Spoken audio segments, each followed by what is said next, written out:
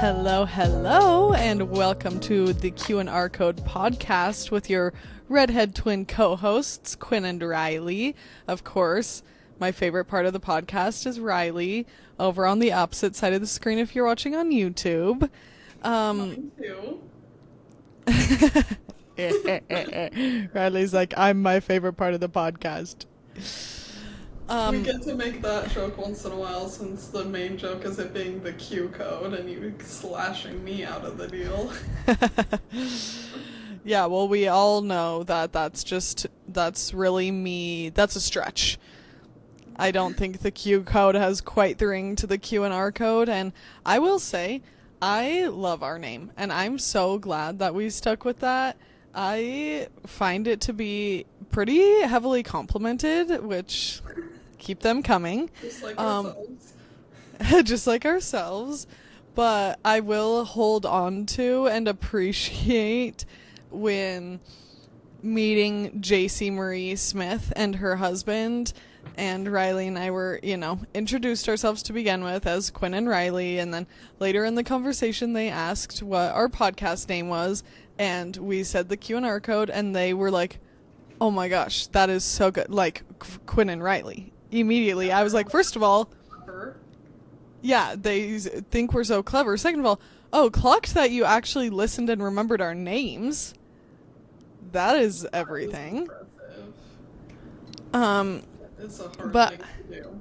I also got complimented the other day by someone that came into the shop where I work, and I called them by their name, and they were like, wow, I'm really flattered and surprised that you remembered. And I'm not saying that that is something that usually happens. Don't think that I'm being like, yeah, I always remember someone's name when they first introduce themselves. I specifically don't, and so I did feel good about the recognition. Yes. I think you and I are both making a concerted effort to be better and better at that, because it is something that's very easy to not be good at. It's so easy, especially if you have any... What'd you say?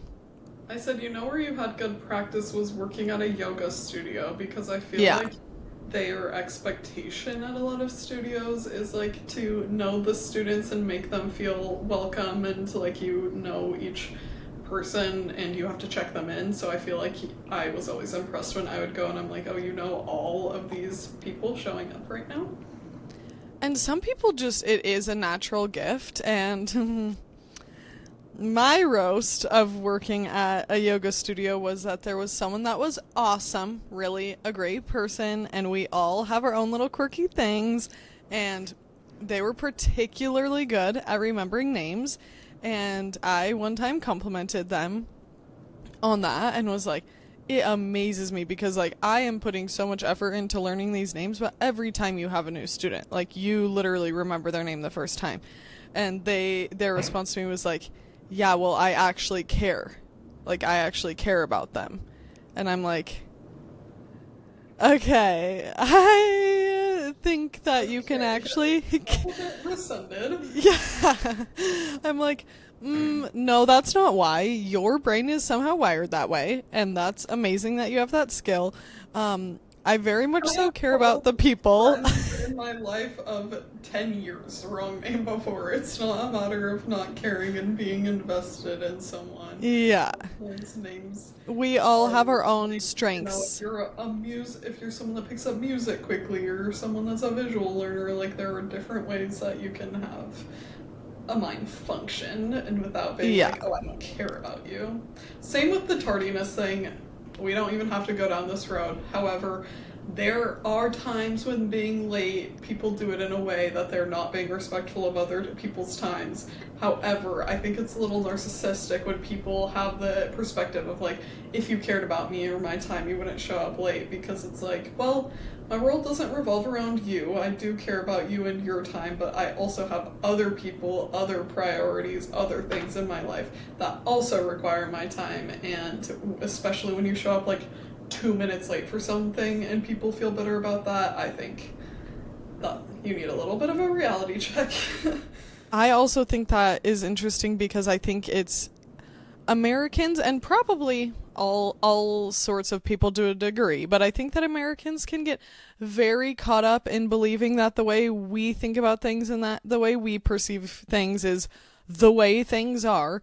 And in so many other countries across the world, there's just that time structure and the being punctual for that type of stuff, like it just is not considered the same. And time, like you said in an episode recently about, I don't know why I'm like partially forgetting the story, but the time, just people don't expect the same of people's time in different cultures.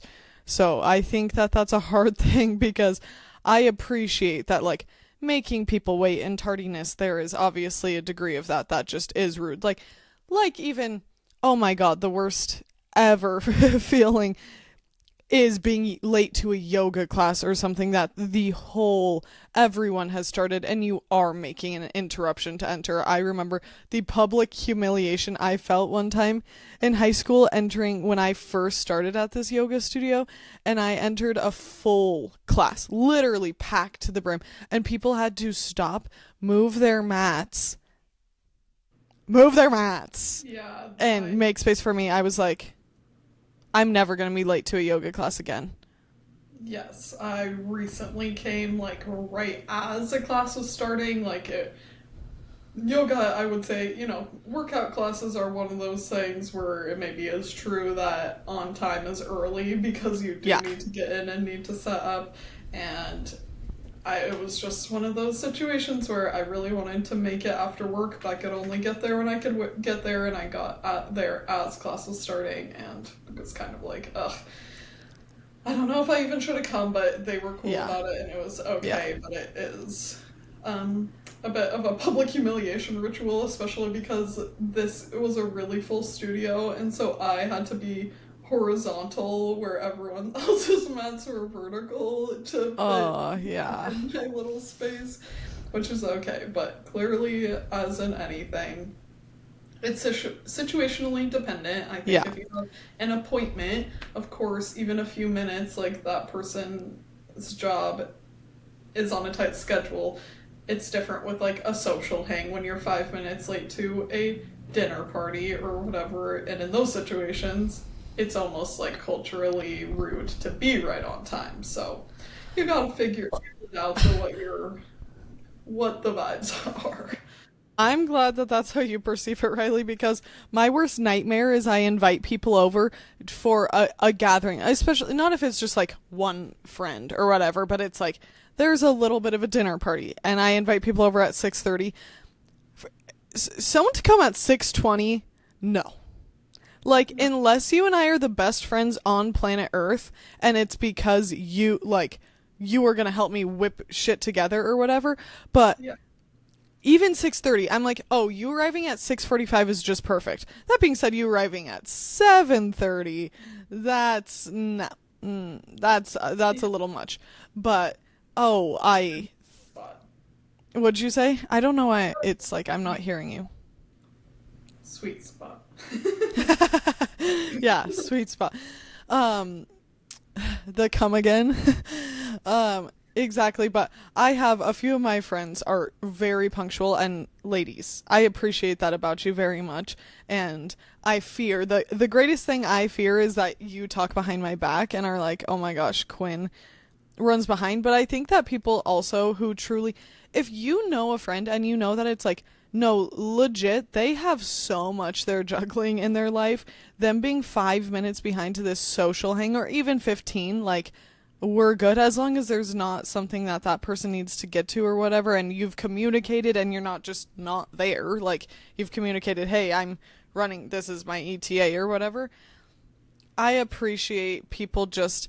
My chiropractor's office that I go to every 2 weeks because we do, like, adjustments and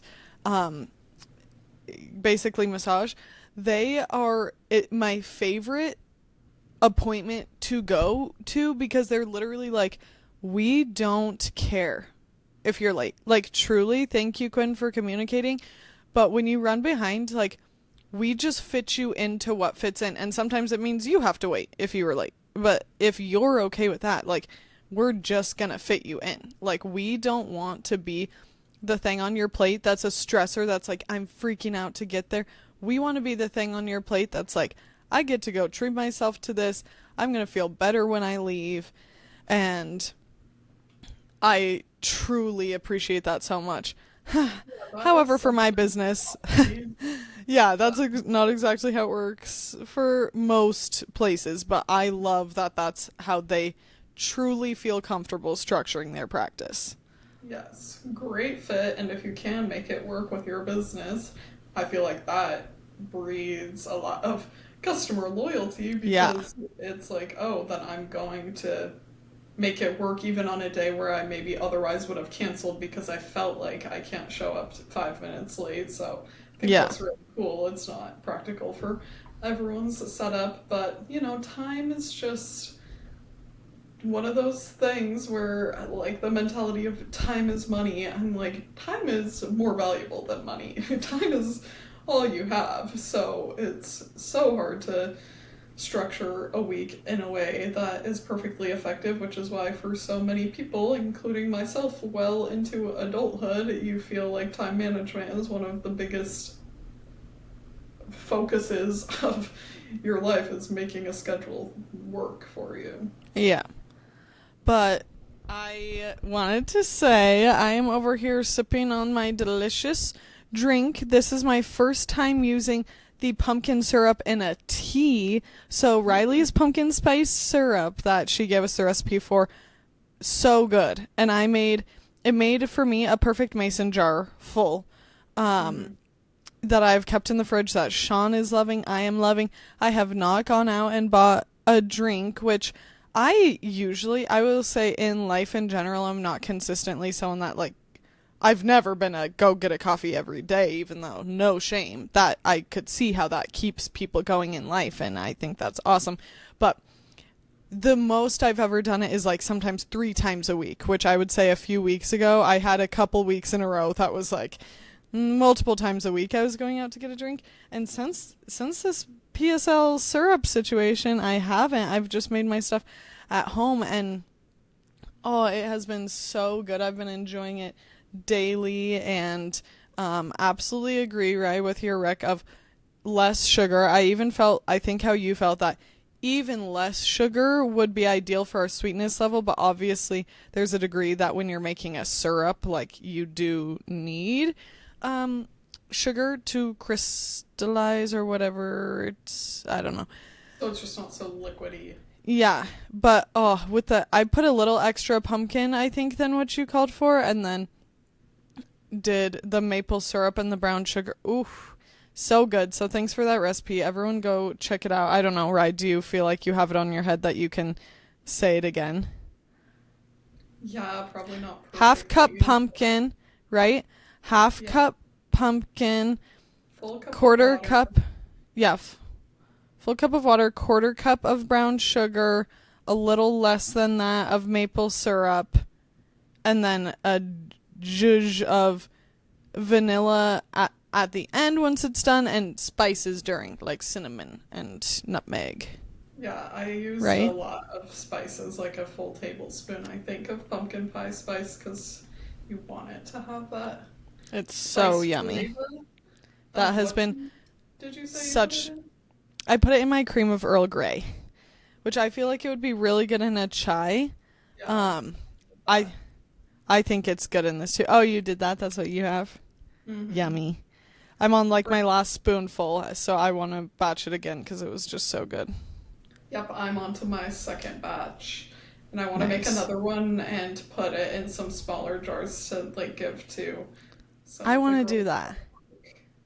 My tip for anyone is to keep the glass jars that you get from the store, like that. I was just going to say that. Or capers or whatever come in. Yes. So you can give them away without feeling like it's kind of expensive to give mason jars away all the time. And I have given so many mason jars away, and I am now like, and then mostly you have to like buy a full flat of them again or whatever, unless you go to the thrift store, which I could do, but oh my gosh, I've given away so many of my nice expensive mason jars, whether it's for sourdough starter or for soups or flowers or whatever it is, and I need to commit to the grind of just like soaking the labels off of jars and keeping those, because I love to give stuff. I don't want that to be the thing that keeps me, but I am to a place where like I don't quite have enough jars for what I need, and I'm like, Quinn, silly Quinn. It's so excellent when you have people in your life. Like, one of my neighbors is so sweet, and if I ever give something to her in a jar, even if it's a jar that I'm intending, like, whatever, it's a reused one that I don't need back, she always gives them back to me, which is so nice. But you don't feel, at least for me, I don't feel right about gifting something to someone and being like, just please return the jar when you're done. I did that with flowers this week because I gifted a friend flowers from my garden, but in my grandma's crystal vase that I was like, oh, okay. And it's a good friend, and I was like, if you don't mind, this was just the perfect thing that would fit them, but I will ask for that back, please. Yeah, that's fine. And it's even fine to ask for your mason jars, but I feel like it's just easier. To know that yeah. You don't care if that never comes back to you, and if it does, great, you can repurpose it and give it away again. But what I was going to say, to the tune of drinks, I got to see Brayden yesterday. Yay, Brayden was back from Ghana. I was a little coy. The podcast didn't really understand. I didn't make it super clear that Brayden was gone for the full month, just because I'm a girl home alone for a month, that I wasn't really trying to make that super clear on the internet. But I've missed him so much. I was so glad to see him. And we were walking around downtown in Richmond, because that's where he flew in, so we decided to make a little day out of it.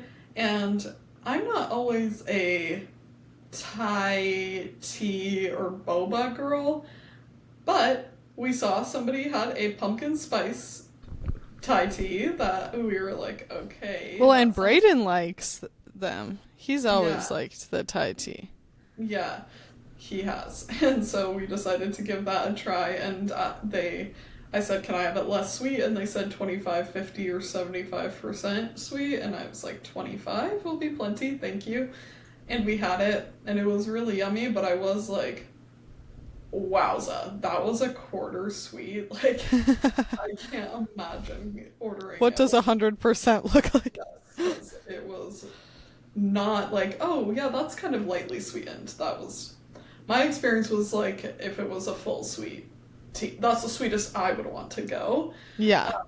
But it was like a fun little fall treat. Aww. I hate also how boba, I feel like, is always, I haven't seen a non-wasteful business model for it. Like, whenever I get it or have seen people get it, it's the plastic cup sealed over with plastic with a plastic straw. It's just very single use. Which it's also that way with any like iced coffee anywhere you go, pretty much, you know, except for I feel like people really phased out of using their reusable mugs, or maybe it's just where I after live now, COVID in Jackson. Oh yeah, I guess I think because that's when we stopped, obviously, because we used to always bring our own thing, but then COVID, we got turned down, and we got turned down for a long time after COVID too. But I need to do better about bringing my own thing again now and asking people, because there are definitely going to be some businesses that say no, but I'm sure that some businesses are comfortable saying yes now.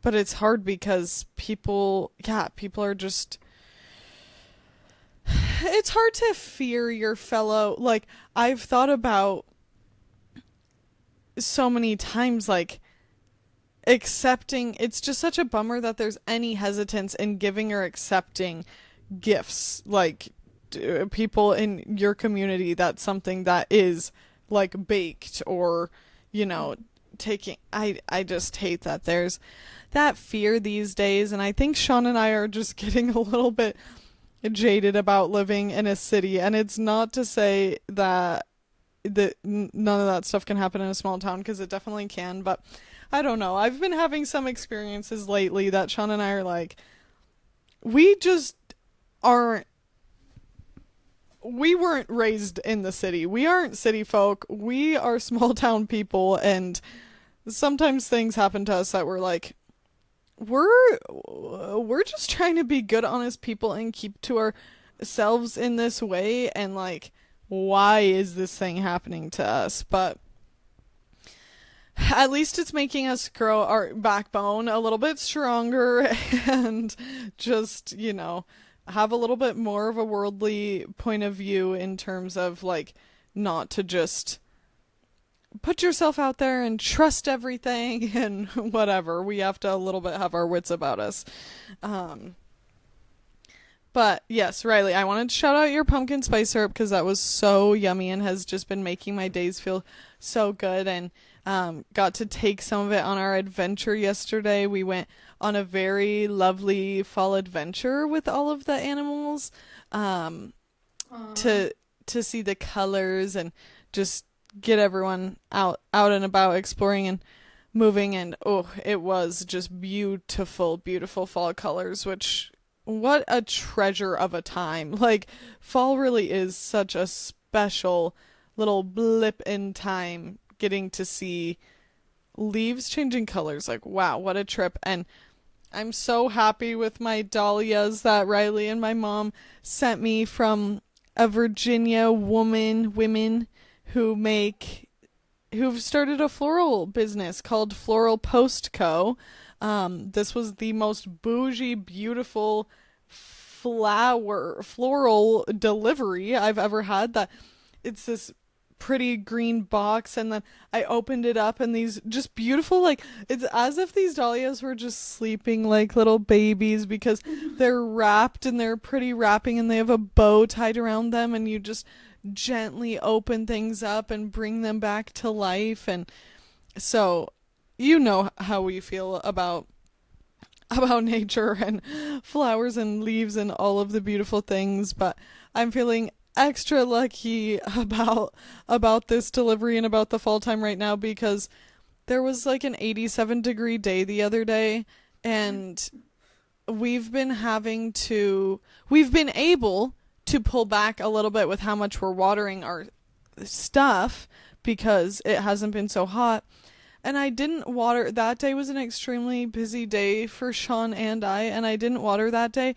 And so much of my stuff crisped up. Like, my strawberry plant outside, crisped up. My dahlias outside, crisped up. Like, I feel so stupid and so disappointed and frustrated. And we'll see if they come back around this season at all or not, since we still have more warm weather ahead of us. But it just, you gotta appreciate what you have, That's the thing, is it can all change in a day in the garden, which is so hard, but hopefully your things, like, they probably have some parts that won't recover, but the whole plant didn't die in that amount of time, so you could see some of a zhuzh back, but that is also from living in that climate where you can get away with this sometimes, and then I'll notice in the evening, like, stuff was too dry today, and water again, but there's enough moisture content in the air that it doesn't just, like, actually go so bone dry. One day. Yeah. But I'm really excited about this Floral Post Co. by these two friends, Betsy and Taylor. I think that's such a cute idea that they wanted to start doing it, and this is their first season ever growing dahlias, which is not the easiest flower to grow. Like, they're not necessarily hard, they're time intensive, but they all turned out so well, and they're gorgeous. I'm glad you love them. I knew that you would, but I wonder I feel like maybe fall is the most common favorite season. Like, if you took a poll of what is your favorite season, I feel like a lot of people would say summer too. There are so many summer people. Yeah, I feel like winter has its Winter, people. yeah, I love Winter has winter, its but so many people, people and I don't. love winter and like skiers and whatnot, the people that get really into it, but I worry that winter is a bit of the redheaded stepchild of the seasons, but We um, know our people are on here because, like, Inezka, we know you love winter, girl, and you deserve that shout out. You love winter, you love Christmas. You're just like us in that. And I love when people love winter because, it's just such. I love season change. I'm so grateful. Like, I just love living somewhere with the season changing changes. And it just makes me feel bummed when people are just like, ugh, ugh. What a drag. I hate this season. I hate this. Like, oh my god. Yes, there are things about it. For one, my least favorite part is how dark it gets as early as it does. We know that. That is hard for me, for sure. And I don't but it's want to, also you schwitzing your balls off all summer long. yeah.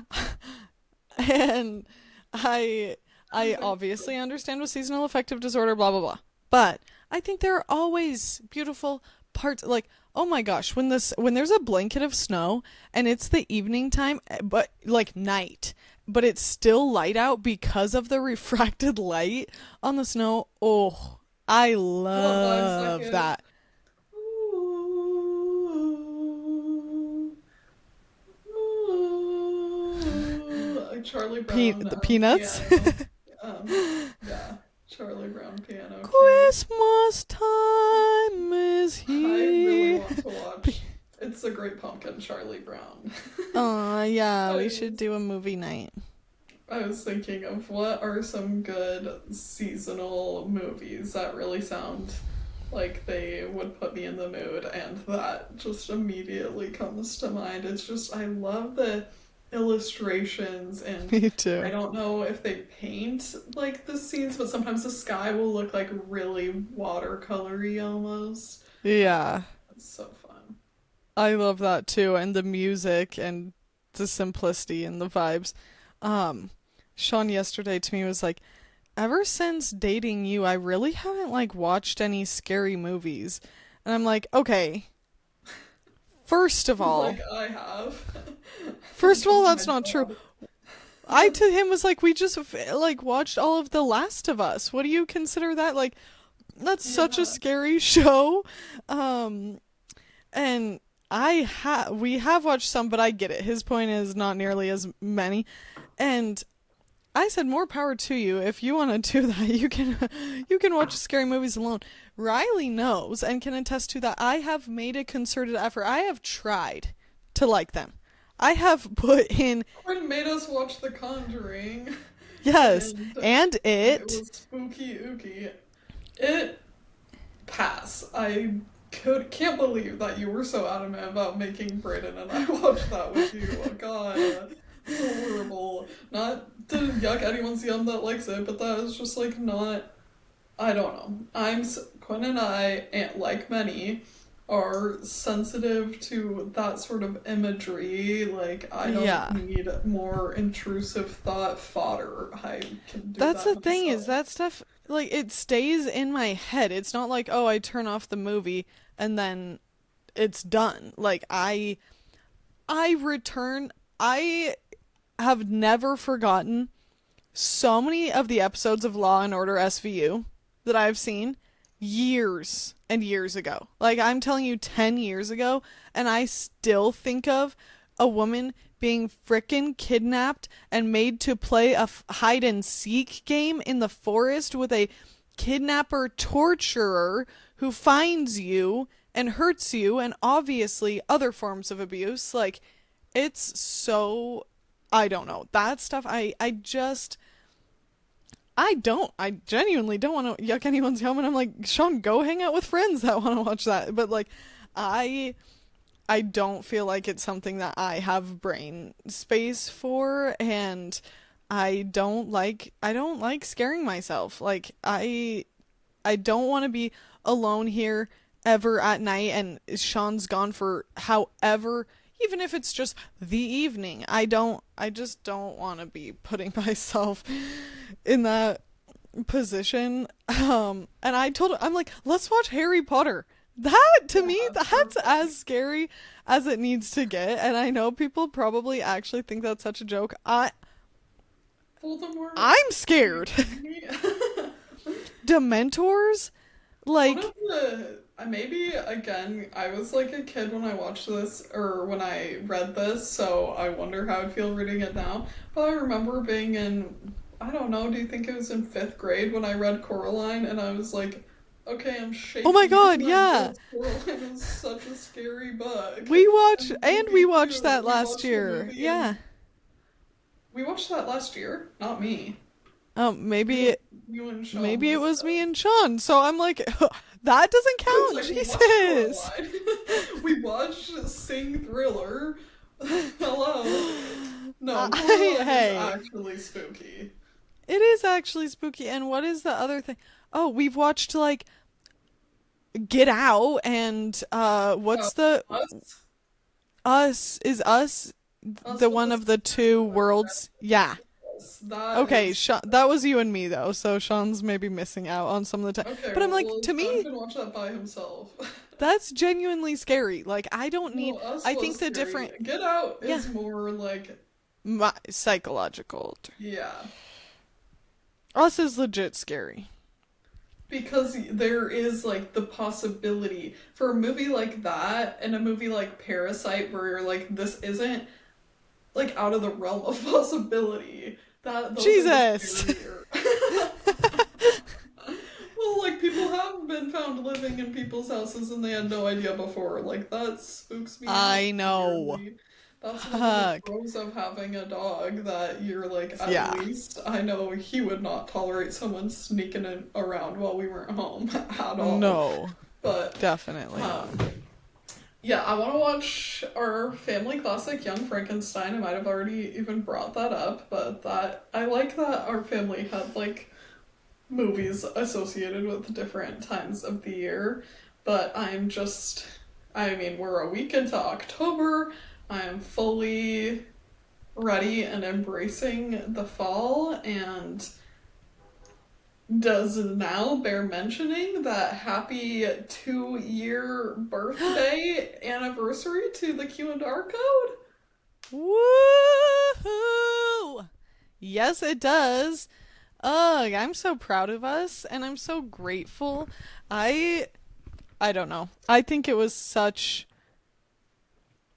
the right time that it ended up happening for us, and I'm just so excited about the now of the Q&R code, and I'm so excited about the future of the Q&R code too, because I just have so much um trust in the way we're gonna grow, and I'm having so much fun with that. And I think that's what really matters. Like so many people start something and start a project, have a podcast, a project, if you know, you know.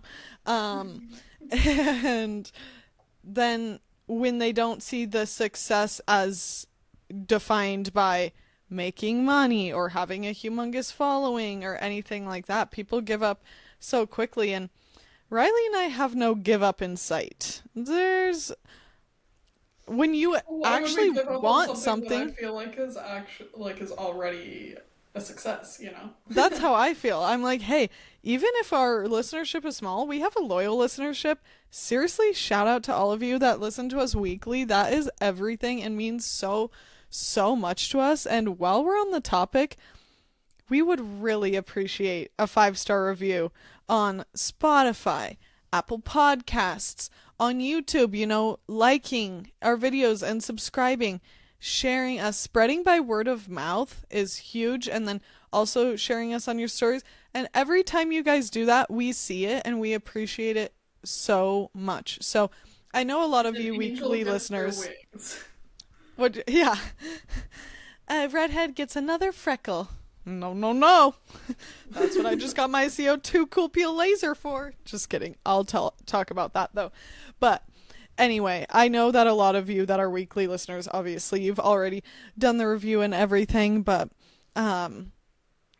or just, liking our stories, commenting, any of that type of stuff that just will help us continue to grow, because I know you believe in what we're doing, and we believe in what we're doing, and we're so excited. And not only continue to grow, which of course is part of it, but like we've said before, just feel the conversation, since it's always like an energy output from us, that it always is like fun and just more full circle when then we get to touch base with people. And it sometimes surprises me where I'm like, oh my gosh, I didn't even know that they listened. And yeah, that's a fun part. So congrats on 2 years. In a lot of ways, Yay. It feels like it's been longer, but like Quinn said, I think it came at the right time, because we have had thoughts and ruminations since, I mean, before it was a podcast, just when we were like in middle school, we're like, we've got to do something together, because everyone's always telling us, what they would always say is like, your family needs a reality show. And I don't think our family is wants the life that goes along with being in reality TV, but we just needed to let an idea come to full fruition of what it was going to be. And in some ways, I'm curious about if we actually had started the podcast in college when we initially like came up with the Q&R code, and we were like starting to make steps in that direction, would have been like. But I feel it happened when it happened for a reason, and I think maybe it would have been harder for us to be actually from out the gate as consistent as we were, which is a big part of what I'm proud of us for with it. And thank you for new and old listeners alike. We just appreciate getting to still do this together. And one day we will be in the same studio and we record all the time, and that's gonna be the next level era of the podcast. Speaking of eras, I just don't want to go too long before commenting on this. Maybe it doesn't even bear mentioning, but you know, Taylor Swift's new album, The Life of a Showgirl, came out the other day. My thoughts are,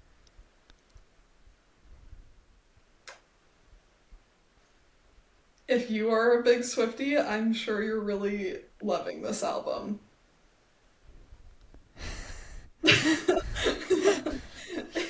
If you're not a huge Swiftie into all the different eras, you might find it very similar to things you've heard before. Yeah, and I can't speak too much on it because I only listened to the first 2.5 songs or something. Tell the whole story.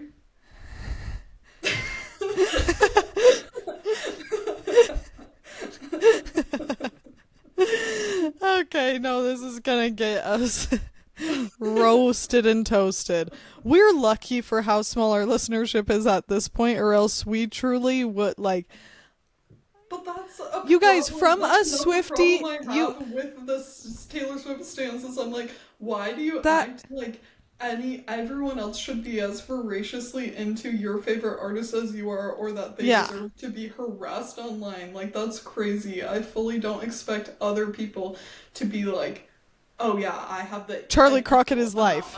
Yeah, exactly. They're like, oh my gosh, I could just listen to bluegrass music all day. It's like, no, I understand that a lot of people specifically don't feel like that, and I'm not like, you're an idiot, I hate you. Like, I think there is Taylor Swift music that I really appreciate. I mean, I appreciate her Fearless, the whole Taylor Swift album. Amazing. Yeah. But I also liked was it Red? No, bitch. I thought that you kind of like listened to Taylor's version of Red a little more. Maybe I did listen to Taylor's version of Red a little bit. It was, wait, what's the one before Evermore? It's Folklore. I had to think of the Eras soundtrack when they're Folklore, Evermore. But like, it was a thing that they went like, that's literally the only part I know. They in a sing-songy way, Taylor Swift singing it on the Eras tour was like, Lover, then it gets to the place and then it's like Folklore, Evermore. Anyway, it doesn't matter. I see. I am not at all. I am not like anti. I still love. I'm doing good. I'm on some new shit. Been saying yes instead of no. Like, hey, I am very open. I'm open to music. I have an open heart. I did decide, okay, it's going to be the talk of the town. I'm going to want to listen. So I have my own opinions, my own education, and I'm always hoping to like music. Why not? Of course, I'm always open to liking music. Also, I thought the cover art was super fun. And I love Showgirl. I love showbiz, baby. Well, exactly. So, yeah, Riley and I were like, okay, of course we have an open heart for this. Turned it on. First song, I was like, okay, I'll keep my mind open because sometimes it takes me a couple of listens. I could see a little bit of the beat. I was getting into a little bit of the beat, and then the second song comes on and goes, Elizabeth Taylor, and I was just taken out of the experience. But I, of course, being the woman I am, I love that there's a song being made for Elizabeth Taylor. She deserves that.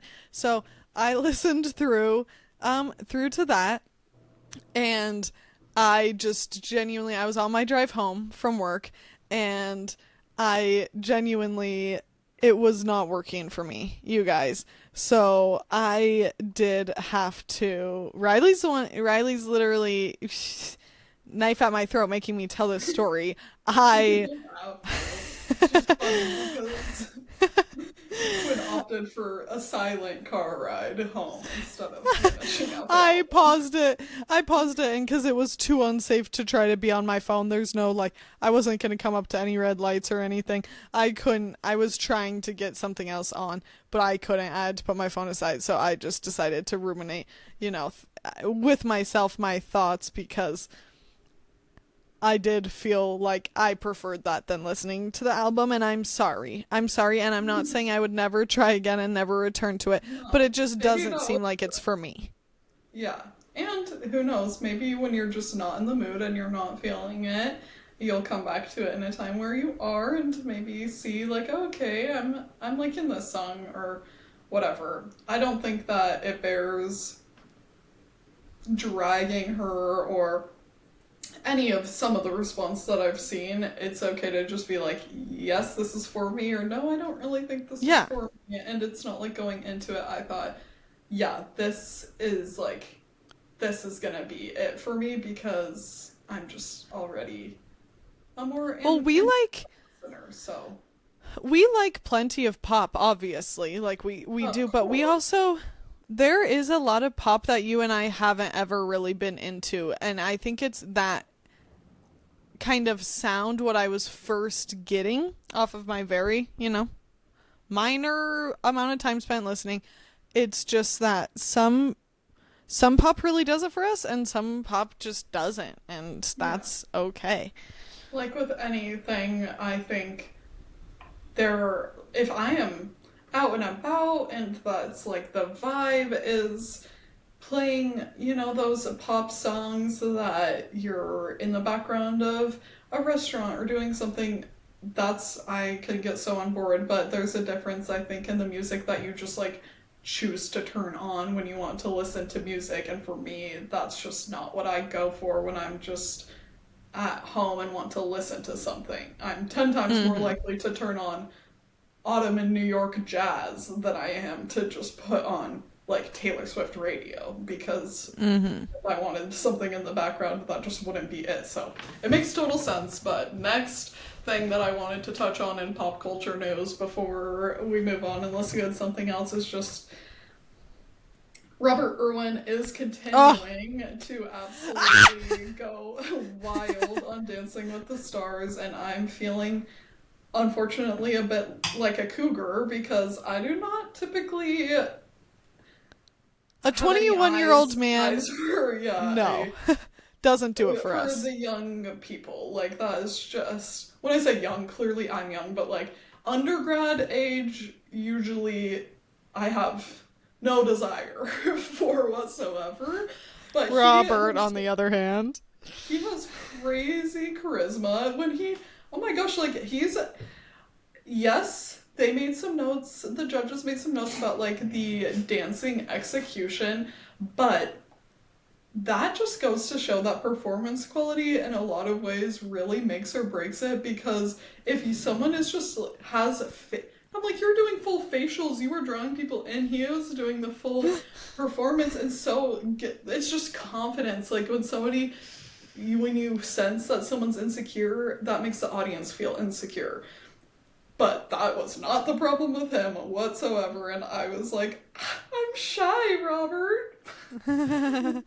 I know. So, Well, obviously, we loved his dad so much. He clearly has two amazing parents. I know that his dad passed away a long time ago, but think about his mom. Like, clearly his mom did such an awesome job raising him and his sister, and that the fact that they are continuing on with the legacy of like wildlife conservation is yeah. so cool. And I just think they are such down to earth good people, like that more than anything, of just how interesting and interested and kind and caring that he is. And then he's just like sweet and funny and has a great attitude, and and then has good dance moves and all of this stuff. But they just Yeah. seem like such good Good people, and people. he's so fun to watch. And also watching him And with Whitney, perfect, yes. literally perfect scenario. Yes, Quinn and I have always loved Whitney.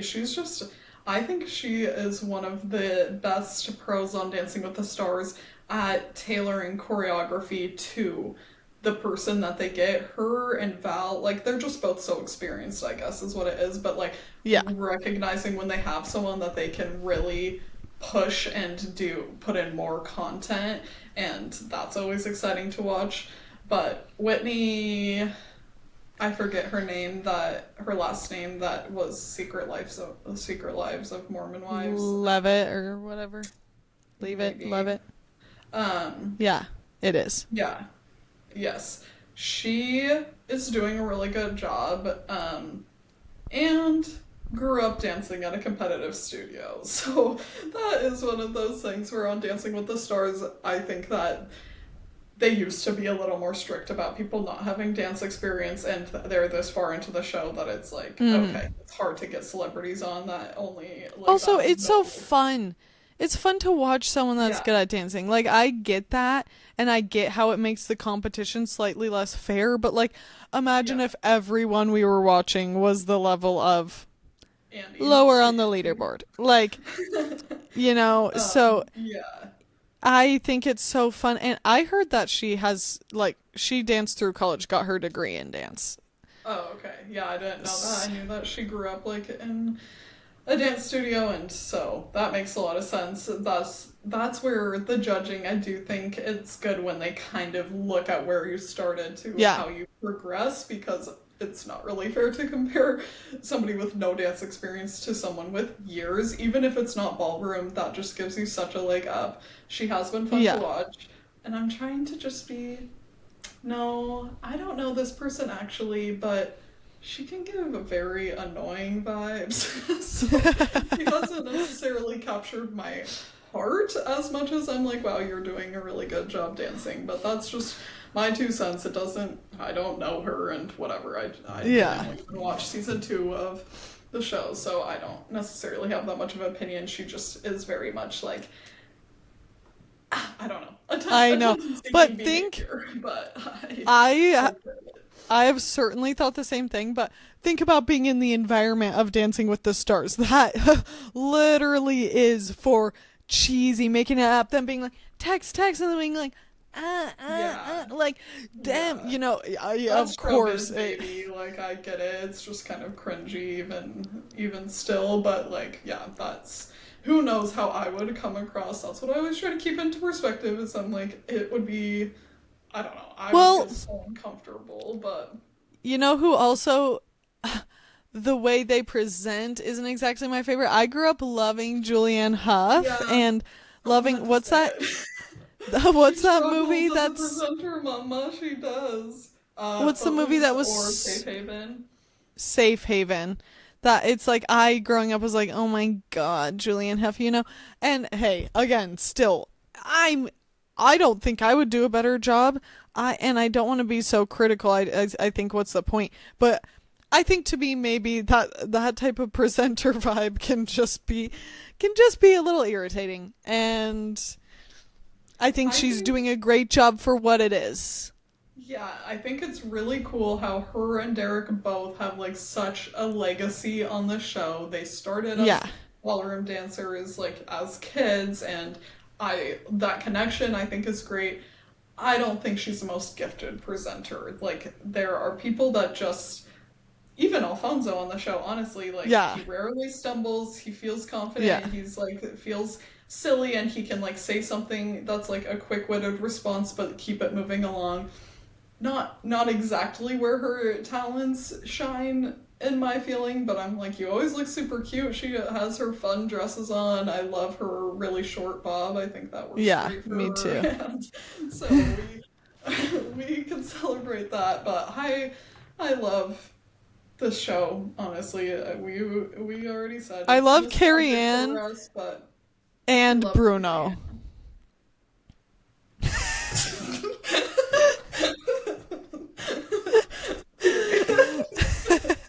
That's I rough, love those but two yeah. judges.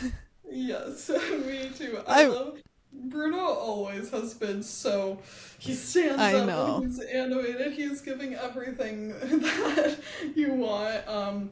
If I have to see Derek one more time go and poke his head into a shot that he doesn't belong in, stop. Yeah. Stop. God. Yeah. But I Ugh. did get very emotional. I don't know if it was last season or the season before that he did that wife with his dance. Or That dance flip with his that wife. around. Yeah. That dance with his wife, who she had gotten in an accident that had Hmm. been very hard to recover from. She's a dancer, didn't know if she was going to be able to dance again. One of those situations where, was it an Yeah. accident or was she sick? Whatever. I I don't think really she was know.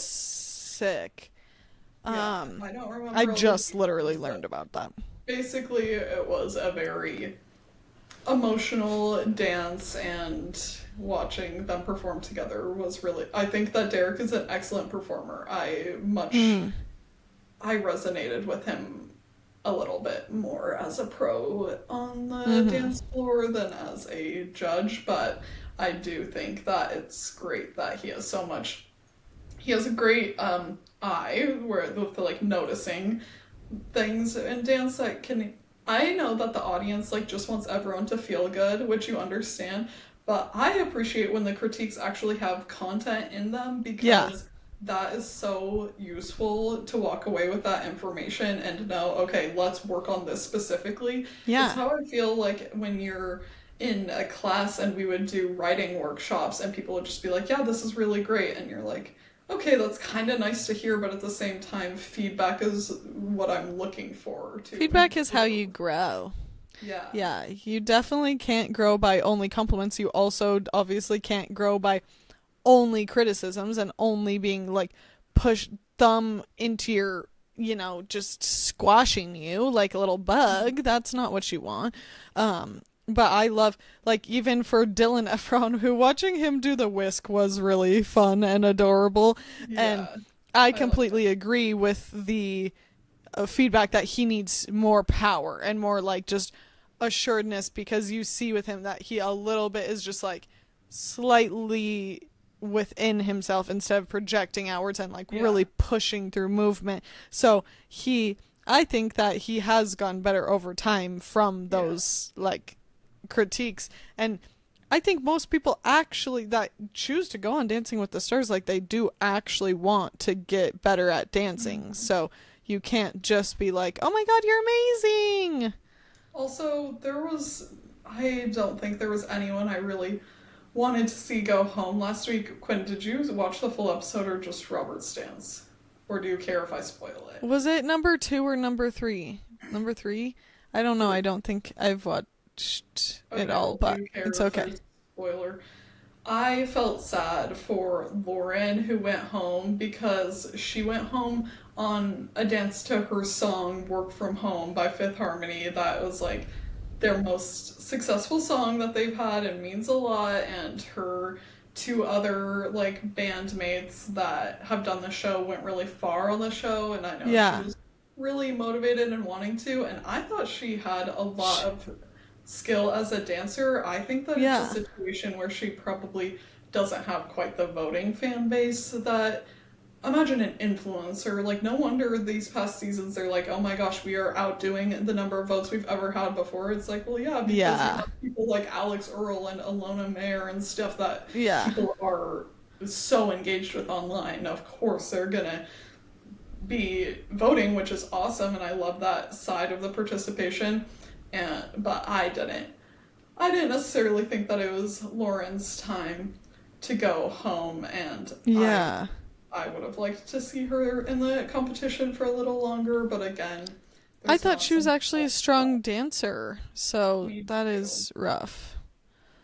Not it's not easy ever for me when people to go home on shows. Honestly, just like to see people have the chance to improve, and I think the reason I thought of that is because kind of similar to Dylan's notes, what I thought with Lauren is more just like the way that she could have elevated her dancing is finding the moments to like hit and hold and Yeah. then go through, because I think that's what makes dance seem so dynamic is when you are able to like hit the end and it has edges and Yes. flow, and she was a very like lyrical flowy Flowy. dancer, which is Hmm. beautiful, but even within that finding those points where you like have just even a moment, it's not like pause, but it's just you can see Yeah. it when it happens. Think about all the hip hop dancers that you see scrolling through reels.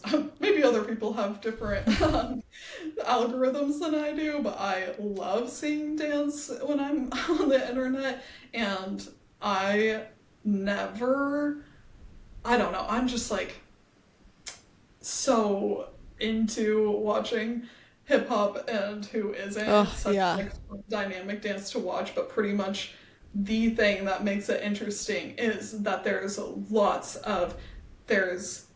hits and locks, and then there's like slow movement and really quick movement, and it's always like Yeah. taking you in a different direction, so you're so engaged by it. Oh, watching good hip hop dancers is the best ever. Literally so cool, and what I always wanted to be and never could. Oh If my I had gosh, devoted I'll my never life to that, maybe, but never the never. seats required. But again, with our No. studio, I'm like, maybe if we actually went to a studio that was focused on that, our Yeah. once a week hip hop Instead of class, ballet I and with modern. my girl from Wyoming just wasn't really taking us to that level.